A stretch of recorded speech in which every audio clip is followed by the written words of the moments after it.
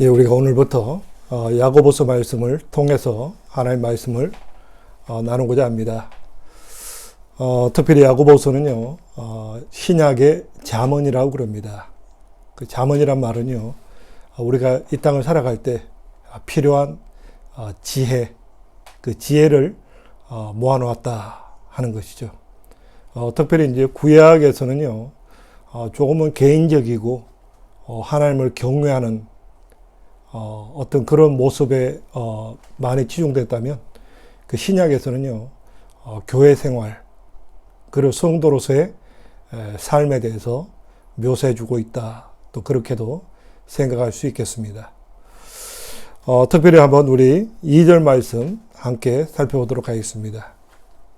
같이 한번 읽습니다. 시작. 내 형제들아, 너희가 여러 가지 시험을 만나거든 온전히 기쁘게 여기라. 어떤 성도로서의 어떤 첫걸음, 또 교회 생활, 또 포함된다고 할 수 있죠. 교회 생활을 하면, 그야말로 참 기쁘고 즐겁고 좋은 일만 있어야 될 것 같고, 뿐만 아니라 우리가 예수를 믿고 나면, 모든 것이 다 좋아지고, 아름다워지면 좋겠다. 또 그렇게 될 거다라고 우리는 생각할 수 있습니다. 근데 실제로는 그렇지 않다라고 성경은 이미 우리에게 말씀해 주고 있다라는 거죠. 어디에 그렇게 말씀하고 있습니까? 이미 출애굽기에 그렇게 우리에게 묘사해 주고 있다라는 거죠. 출애굽기를 보시면 하나님께서 그 당시 세계 최강대국이었던 이집트에게 10가지 재앙을 내려서 이스라엘 백성들에게 친히 나가십시오. 더 이상 당신들은 노예가 아닙니다. 나가십시오. 그리고 보내놓고도 좀 미련이 남아가지고 쫓아왔는데 하나님이 홍해를 가르치고 그 홍해 물을 가지고 그 당시 이집트 군들을 전멸시키셨다. 얼마나 기뻤습니까? 그 당시 세계 최강대국인 이집트 군을 물리친 가장 강력한 민족이 되었다라는 거죠. 그래서 그냥 이제는 탄탄대로가 열릴 줄 알았는데 웬일입니까? 하나님이 광야 길로 물이 없고 먹을 음식이 없는 답답하고 힘들고 고통스러운 그 광야 길을 가게 하셨다라는 거죠. 이게 하나님의 섭리라는 거죠. 그래서 우리가 예수를 믿고 나면 우리가 예수를 믿음으로 하나님의 자녀가 되고 영원한 생명을 얻게 되고 그야말로 하나님의 은혜 가운데 풍성한 삶을 살아가도록 약속받았기 때문에 당연히 이제 우리 삶은 좋은 일만 생겨날 거다라고 우리는 생각할 수 있지만 근데 성경은요 아니다라는 거죠. 우리 2절 말씀 다시 보겠습니다. 내 형제들아 너희가 여러 가지 시험을 만나거든 온전히 기쁘게 여기라.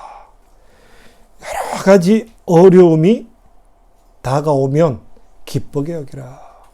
왜? 그것이 정상이다. 예수를 믿고 났더니 가정 속에서 어떤 시부모님과 심지어는 남편과 때때로는 자녀들과 분쟁이 생기고 어려움이 있을 수 있다.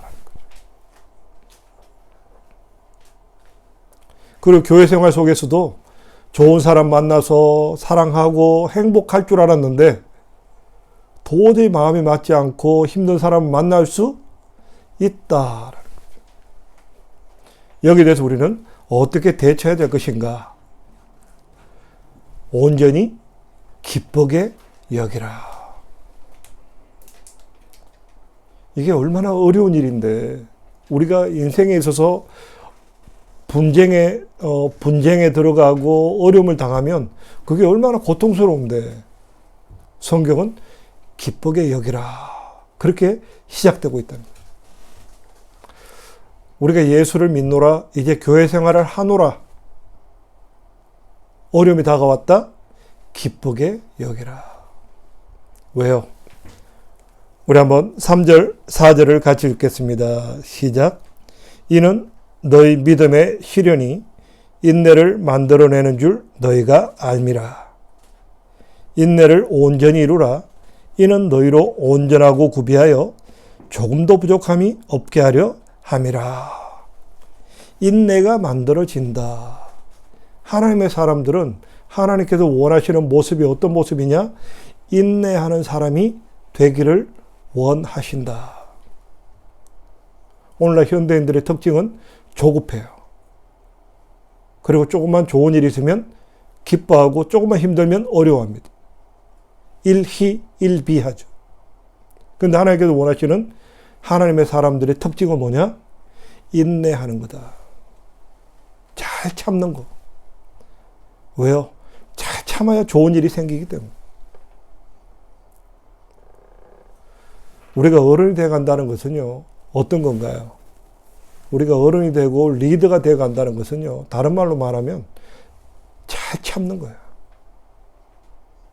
잘 참아야 우리의 인격이 자라나게 되고, 우리가 세상을 보는 눈이 넓어지게 되고, 우리가 올바른 판단을 할 수 있다. 그래서 우리가 잘 참아야 된다. 잘 참는 가운데 우리가 하나님 그분을 바라보게 되고 천국을 소망하는 삶을 살아가게 된다. 참지 못하면 이 세상만 바라보고 살아가면 늘 일희일비하고 원망하고 불평하는 삶을 살아갈 수밖에 없지만 우리가 잘 참는다는 것은요, 멀리 내다보는 거예요. 참된 소망을 가지게 된다.